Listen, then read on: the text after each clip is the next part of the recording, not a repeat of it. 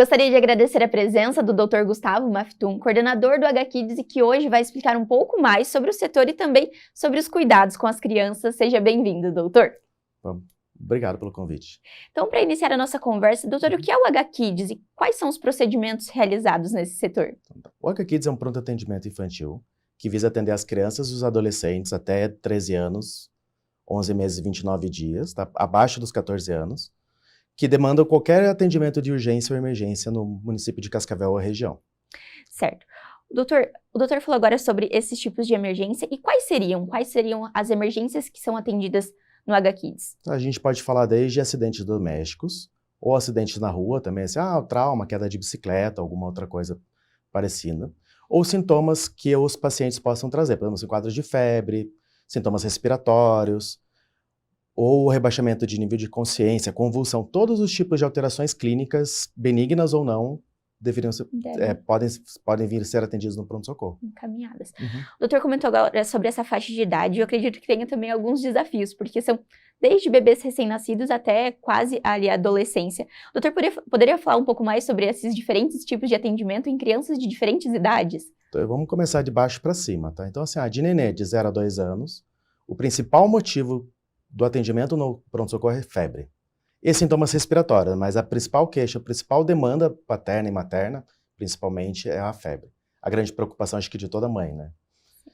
Já dos 2 anos aos 5 anos, também é febre, mas muitas vezes a criança já consegue referir melhor os sintomas, então elas definem muito bem, assim, essa é dor de ouvido, dor de barriga, se tem alguma outra dorzinha, e muitas vezes nesse período tem muito acidente também. Então, assim, queda na escola, brincadeira, torções.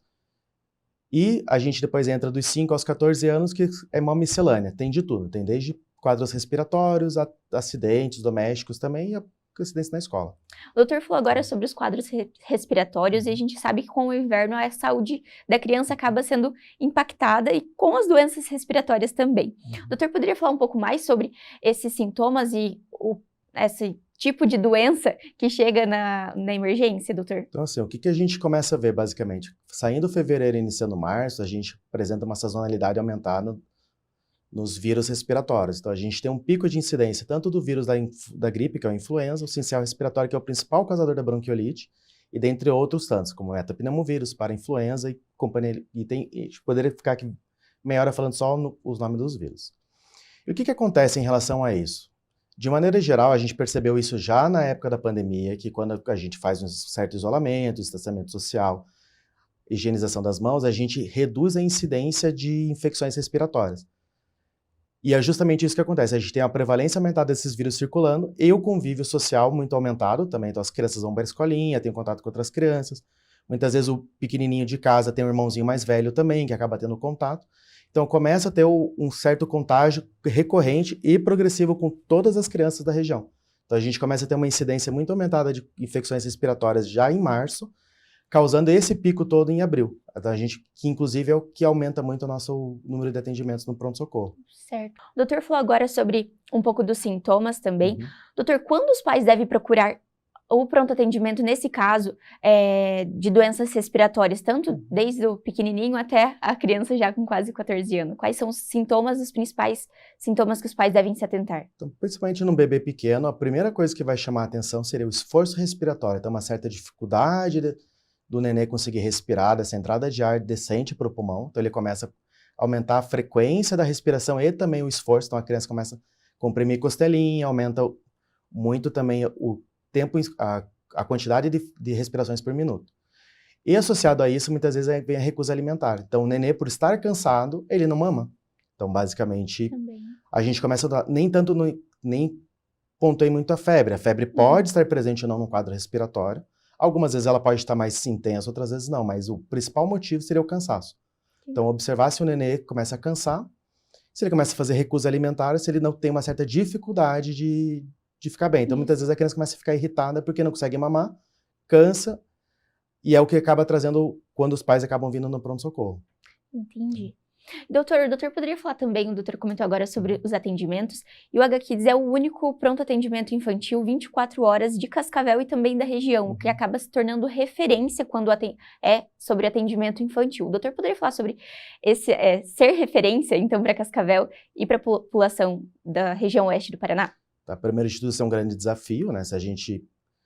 O que a gente acaba, pelo fato de não conseguir comparar com ninguém, a gente tenta sempre melhorar, tanto os nossos processos internos também. E o que a gente nota? Que ano após ano a gente vê uma crescência no número de atendimentos. Esse ano a gente já tem, por exemplo, em torno de 30% a mais no número de atendimentos em relação ao ano passado. Então a gente nota que a população em si procura bem o pronto-socorro, não só porque, primeiro de tudo, porque confia no trabalho que é feito no pronto-socorro, e segundo, porque apesar de ser a única porta também, boa parte das vezes a gente consegue resolver o problema do paciente. Então, mas para a gente é um grande desafio mesmo ser a única referência de Cascavel. Porque o paciente sabe que tem segurança e tem um atendimento qualificado para os filhos aqui no hospital. Doutor, falando então um pouco mais sobre os pais. Os pais, quando procuram um pronto atendimento, eles esperam um atendimento imediato, porque muitas vezes os filhos estão em condições, né, que os pais ficam preocupados. Entretanto, o HKids ele tem uma organização e uma classificação por pacientes. O doutor poderia explicar um pouco mais sobre essa divisão? Posso. Então começa assim, o paciente tem, vamos chamar de jornada, então dentro do pronto-socorro. Então o paciente ele faz a entrada pelo pronto atendimento, pela porta. O pai e a mãe retiram a senha pelo totem, e essa senha é realizada a abertura da ficha. Logo depois da abertura da ficha, o paciente recebe uma classificação de triagem, que a gente utiliza uma classificação parecida com Manchester, que vai ser de acordo com a gravidade ou sinais e sintomas apresentados. Podendo receber uma corzinha azul, que se poderia aguardar até 4 horas para o atendimento, para não se tratar um caso de tão urgência. Verde até 3 horas, amarelo em 30 minutos e laranja ou vermelho, que seria atendimento imediato. Então, nessa triagem, a gente consegue identificar o paciente que tem necessidade do atendimento mais urgente em relação aos outros. Nenhum paciente deixa de ser atendido no pronto-socorro, mas a gente nós definimos por classificação de risco, não só por ordem de chegada. Certo. Então tem toda essa organização para que todo mundo seja atendido da melhor forma possível, para que também as crianças que estão em situações mais críticas possam receber o devido atendimento, certo, doutor? Isso. O doutor falou agora também sobre o atendimento, e eu acho que é muito importante a gente ressaltar que quais são os cuidados e como é o atendimento para as crianças que são portadoras do espectro autista. Qual que é o procedimento que o pai deve fazer ao chegar no pronto atendimento do HKids para fazer a realização do atendimento da criança? Basicamente, ele vai fazer o fluxo normal. Então, ele vai fazer a abertura de ficha, vai passar pela triagem, e na triagem ele vai sinalizar para a enfermeira que estiver atendendo que a criança tem o transtorno do espectro autista. E, com isso, ele vai receber a classificação de risco igual às outras crianças, mas ele vai ter prioridade em relação às outras na classificação de risco. Então, se uma criança que tem o espectro autista e recebe uma classificação azul, ela vai ser prioridade no atendimento da ficha azul. Certo. Então, claro, se eu tiver qualquer outra criança com mais gravidade na frente, apesar dela ter prioridade, ela vai ter que esperar aguardar o paciente mais grave ser atendido antes. Certo, então tem também esse tipo de organização nos atendimentos. O doutor comentou agora sobre a equipe, tanto da triagem quanto desde a recepção e essa jornada que o paciente faz. O doutor poderia comentar um pouco mais sobre essa equipe multidisciplinar presente no HKids? Então, assim, a gente trabalha com duas recepcionistas, a 3 recepcionistas, dependendo do horário e do movimento, que fazem a abertura de ficha, fazem o cadastro dos pacientes e tudo mais. 2 enfermeiras no pronto-socorro, uma que geralmente fica na parte de observação, na parte interna do HKids, e outra que realiza a triagem. Juntamente, a gente tem as técnicas de enfermagem que fazem o trabalho auxiliar junto do enfermeiro, e a equipe médica, que no mínimo são 2 médicos de plantão durante as 24 horas. E nos horários, e nesses períodos, como eu falei, desde março, a gente faz um reforço com 3 médicos no período da tarde e 3 médicos no período da noite. Durante esses períodos sazonais em que tem maior procura dos pacientes. Anteriormente, nós falamos também sobre os atendimentos e sobre receber pacientes de Cascavel e da região. E também o São Lucas, ele recebe pacientes que precisam de atendimento de ambulância e que são transferidos para o hospital. Como funciona, doutor, esse fluxo dos pacientes que são trazidos para a emergência através das ambulâncias? Então, basicamente, se o paciente ele tem digamos, o SOS do convênio que ele tem, geralmente o nosso principal público hoje de convênio é a Unimed, então seria o SOS Unimed, mas os outros convênios também podem ter o atendimento domiciliar. Faz-se inicialmente o atendimento domiciliar pelo pessoal da ambulância, eles entram em contato com o pronto-socorro, sinalizam para a enfermeira a necessidade de trazer esse paciente para o pronto-socorro, o paciente é aceito, e abre-se o atendimento para ele já no momento que chega da ambulância. Se caso, por algum motivo, assim, a criança está na escola, caiu, bateu a cabeça, vou dar um exemplo bem tranquilo, e o paciente tem convênio, e quem fez o atendimento inicial foi o SAMU, e os pais ou a própria escola sinaliza que o paciente tem convênio, o próprio SAMU faz o contato com o pronto-socorro, com o HKids, para fazer a remoção desse paciente direto para o HKids e não para um serviço público daí. Certo, que bacana. Então o paciente também tem essa possibilidade de ser recebido diretamente aqui no São Lucas Hospital Center. Doutor, a gente sabe que o São Lucas ele é referência quando se trata de inovação e sempre buscando tecnologias e sempre buscando melhorias para o hospital.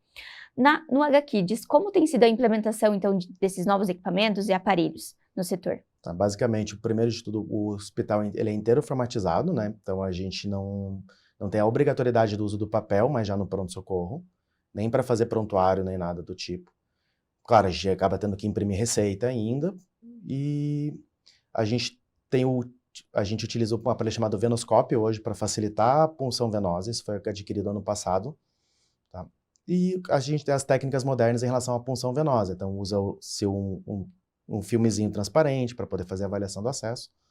Sempre buscando o que é melhor para o paciente, porque a gente sabe que com criança os cuidados eles são diferentes, né, doutor? Ele exige um cuidado ainda maior.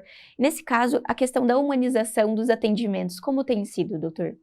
Então, basicamente, o público que trabalha com criança já tem, de certa forma, uma empatia, digamos assim, nem todo mundo, mas 99% das pessoas que trabalham com criança têm uma empatia aumentada. Então, tende-se a colocar no lugar dos pais, também entende o sofrimento dos pais, que muitas vezes a demanda tanto do sofrimento da criança, principalmente dos pais. A parte da humanização, a gente tenta resolver sempre no atendimento, melhor atendimento, mais eficaz, mais rápido possível dentro das limitações, porque a gente também não pode fazer um atendimento atropelado, né? Sim. Então isso a gente entende que se nesse momento de volume aumentado de consultas, fica-se um pouco prejudicado em relação a isso, porque acaba o espaço físico muitas vezes não comporta, mas ali na recepção a gente tem, por exemplo, brinquedo para as crianças, então para dar uma quebrada no clima, naquele clima tão sério. Sim. Alguns pediatras utilizam-se de jalecos coloridos, também do bichinhos. Sempre buscando uma forma mais lúdica de atender a criança. A criança. Doutor, anteriormente o doutor falou sobre os pais ali, sobre essa questão dos acompanhantes. Quais são as melhores recomendações para os acompanhantes que vêm então com os pequenos pacientes no HKids?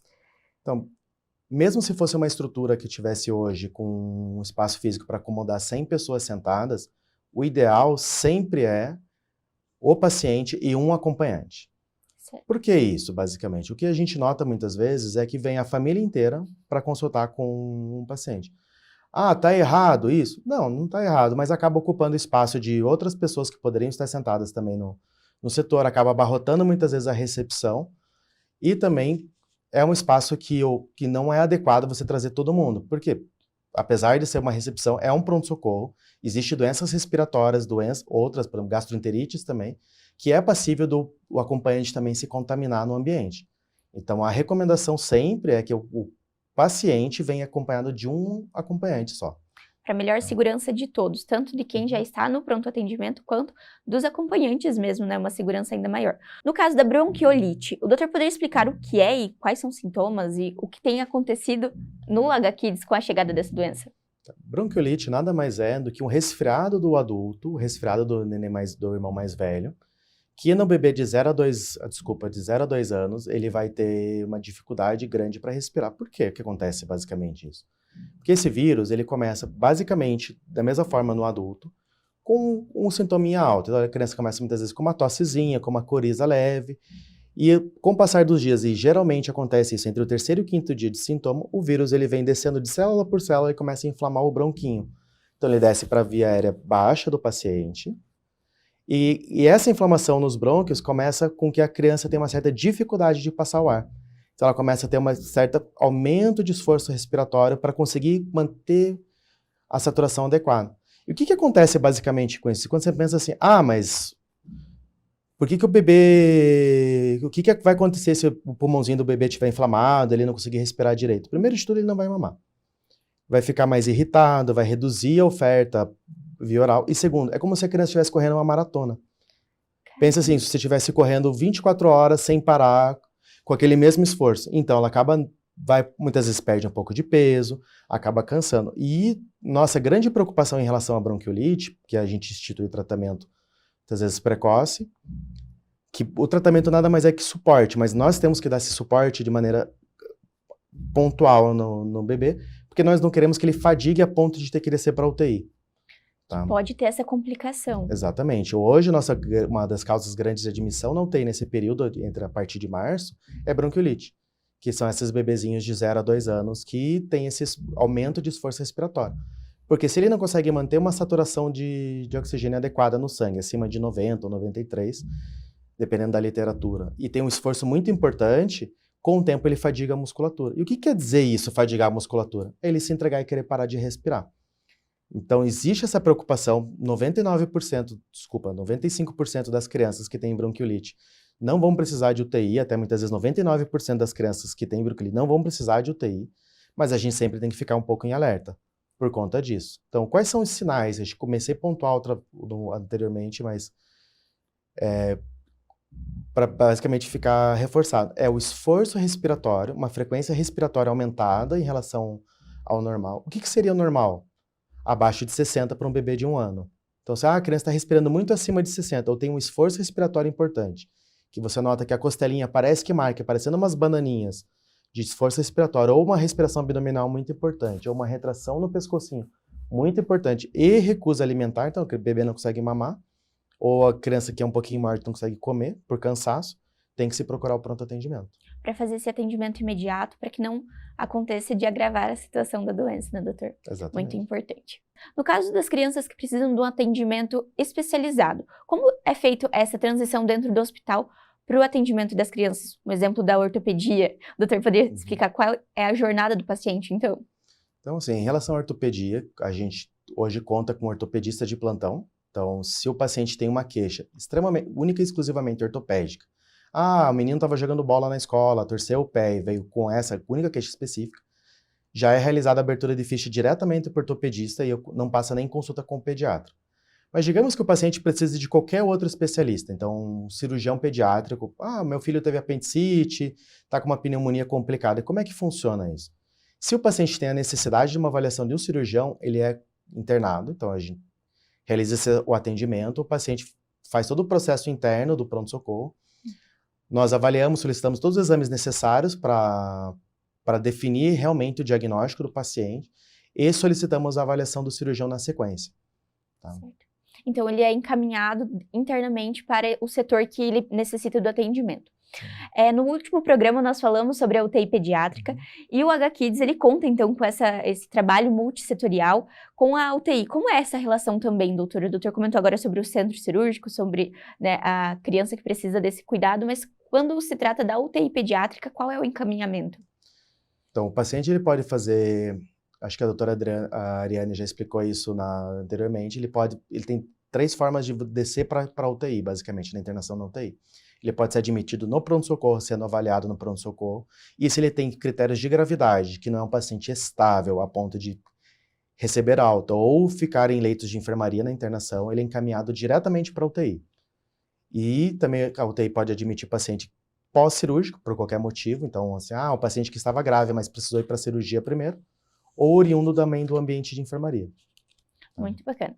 O doutor comentou então um pouco também anteriormente, agora a gente já conversou sobre a equipe, e são pessoas que são preparadas para lidar com as crianças, e o doutor poderia comentar um pouco mais sobre então esse preparo para os atendimentos com as crianças, de forma que a equipe esteja preparada?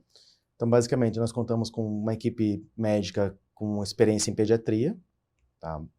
Então, a gente faz uma exigência que todo mundo tenha um curso de atendimento de urgência e emergência, então PAUS ou qualquer outro curso semelhante, que é o Pediatric Advanced Life Support. Então, todos os plantonistas ali têm que ter esse curso, ou algum outro curso semelhante, que agregue, que ele tenha confiança também de atender pacientes graves, tá? E em relação ao preparo em si, nós temos protocolos institucionais, então a gente acaba não deixando uma conduta tão variável no pronto-socorro. A gente entende que tem níveis de formações distintas, as pessoas têm, por causa de formações distintas, condutas distintas. Nós tentamos amarrar todas essas condutas para reduzir a variabilidade do atendimento também. Certo. O doutor falou sobre essa questão do atendimento às crianças e consequentemente, acaba atendendo também aos pais, porque, como nós dissemos, o pai, ele tem uma angústia para que o filho possa ser atendido. Doutor, como que essa questão da família influencia no atendimento do paciente e na melhora e tratamento do paciente? Sim, a gente sempre entende que o maior interessado na cura do paciente, na resolução dos sintomas são os pais. Então, até por isso que eles trazem ao pronto-socorro, porque muitas vezes eles estão inseguros para manter a criança dentro de casa, para fazer a avaliação, viram que tem algum sinal de gravidade, foram alertados para o pediatra assistente que deveriam procurar o pronto-socorro. E o que nós fazemos basicamente como pediatras, assim, eu me incluo muito nisso, é explicar e reexplicar e muitas vezes reiterar o quadro clínico do paciente, a evolução do processo natural da doença. Então, por exemplo, você pega uma criança com resfriado. A gente sabe que o resfriado vai durar muitas vezes a tosse até mais de uma semana, até 2 semanas. Tem alguns sintomas que angustiam os pais, então nós tentamos sempre explicar a ponto de elucidar, também elucidar e tirar a ansiedade parental por conta do quadro clínico em si. Certo. Nesse caso, o doutor explicou um pouco mais sobre doenças que são mais comuns, mas o HKids também recebe situações de alta complexidade, por ser um pronto-socorro. O doutor poderia explicar sobre casos que já foram atendidos e quais são os procedimentos realizados nesse tipo de atendimento? Olha, a gente recebe, por exemplo, que agora entra justamente nos quadros respiratórios as pneumonias, tá? Que isso é uma recorrência de internações. E a gente tem dentro desse grupo de pneumonias as pneumonias complicadas. Então, hoje a gente tem algumas crianças que inclusive estão internadas ainda, que é a pneumonia que faz derrame pleural, que nada mais é que o líquido que acumula no espaço da pleura, que é um espaço entre o pulmão e a pele, digamos assim, entre o pulmão e o músculo. E começa a fazer essa criança que tem a dificuldade respiratória. Então, muitas vezes essa criança, ela chega pelo pronto-socorro, é atendida com desconforto respiratório, é realizado o raio-x ou a tomografia, é avaliado, encaminhado esse paciente para internação. Na avaliação do cirurgião, muitas vezes optado pela drenagem, o paciente dá a drenagem, muitas vezes faz o pós-operatório na UTI. Também. E depois da UTI ele sobe para o quarto e a gente termina o acompanhamento do paciente até poder devolver para casa. Também temos quadros, por exemplo, de síndrome de Guillain-Barré. É uma coisa rara, mas aparece aqui no hospital em torno de 2 a 3 quadros por ano. O doutor poderia explicar o que é essa síndrome, doutor? Basicamente é uma paralisia flácida ascendente. Então, agora eu vou desmiuçar o termo técnico. A criança vai fazendo fraqueza ascendente. Então, ela começa a ter dificuldade de apoiar os pés, depois com uma dificuldade de andar, e começa a não conseguir firmar mais as pernas direito e vai subindo. E geralmente é pós um processo infeccioso. Tem uma característica autoimune, que a gente não consegue definir muito bem o mecanismo o que causa com isso. Tá? E a gente fazendo essa avaliação junto com o pessoal da equipe da neurocirurgia, a gente consegue muitas vezes delimitar a síndrome, entrar com o tratamento específico e devolver essa criança bem de novo para a sociedade. Certo. E essa doença, ela atinge um público específico, uma faixa etária específica, ou ela pode acontecer em qualquer idade? De crianças e adultos. Pode acontecer com todo mundo, então. Doutor, nesse caso, o que os pais podem fazer? Quais são os cuidados que os pais podem ter antes de prevenção para doenças respiratórias, para qualquer tipo de doença agora nessa época do ano? Primeiro de tudo, a gente volta lá para aquelas recomendações lá da pandemia, que seria que idealmente a gente não vai conseguir mais fazer isso, que seria o afastamento social, uso de máscara e higiene das mãos. Higiene das mãos, sim, a gente deve manter, inclusive porque é a principal forma de contágio e de contato que nós temos com os vírus. Então, qual que é o grande problema que a gente nota hoje, basicamente? Os pais, de maneira geral, eles se preocupam demais com o primeiro filho, acabam tendo um bom cuidado com o primeiro filho em relação à visita domiciliar. Então, o bebezinho pequeno nasceu, os pais restringem a visita domiciliar. O que acontece? Na medida que ele tem um segundo filho, não é que eles relaxem em relação a isso, mas você tem o mais velho, muitas vezes, indo para a escolinha, e acaba mesmo, coitada da criança, não tem culpa nenhuma de trazer o vírus para dentro de casa e acaba trazendo esse vírus e acaba contaminando o mais novo e também a família toda, muitas vezes. Então, o pai e a mãe muitas vezes vivem gripados por conta do filho que vai para a escola. Então, é um cuidado da família como um todo. Exatamente. Que são importantes para que não aconteça essa contaminação e essa necessite de chegar ao ponto de um atendimento, né, doutor? Porque a gente sabe que a prevenção é sempre o melhor caminho para que a saúde do paciente seja sempre também muito segura e o que todo mundo quer é que todo mundo fique bem, certo? Sim. Doutor, para a gente finalizar a nossa conversa, como nós dissemos anteriormente, o São Lucas ele é referência quando se trata de atendimento e o HKids, consequentemente, também. Qual a importância, então, de ter um hospital e um pronto atendimento como o HKids para Cascavel, para a população, doutor? Então, acho que a gente pode começar falando um pouco de números antes, né? Porque a gente não pontuou em nenhum momento até agora. Quando a gente fala em atendimentos, por exemplo, no mês de abril, a gente atendeu em torno de 5.000 crianças. Caramba. Então, você vai fazer assim, nossa, mas tudo isso? Mas e por que aconteceu tudo isso? Primeiro de tudo, porque existe o único pronto atendimento na cidade, existe a confiança da população e também existe a sazonalidade. Então, nós temos o aumento de casos respiratórios em abril, que acumula, começa em março, chega em abril e maio. Então, 5.000 atendimentos num mês é muito, para uma média de 3.000 atendimentos que nós temos durante o restante do ano. Certo. Tá? Então, doutor, só complementando, então, a importância do hospital é essa quantidade de atendimento e também de ter um hospital como referência e equipes preparadas para atender os pacientes, certo? Sim. Então é isso, doutor. Muito obrigada pela sua participação no São Lucas 24 Horas. Seja sempre muito bem-vindo ao nosso programa. Obrigado.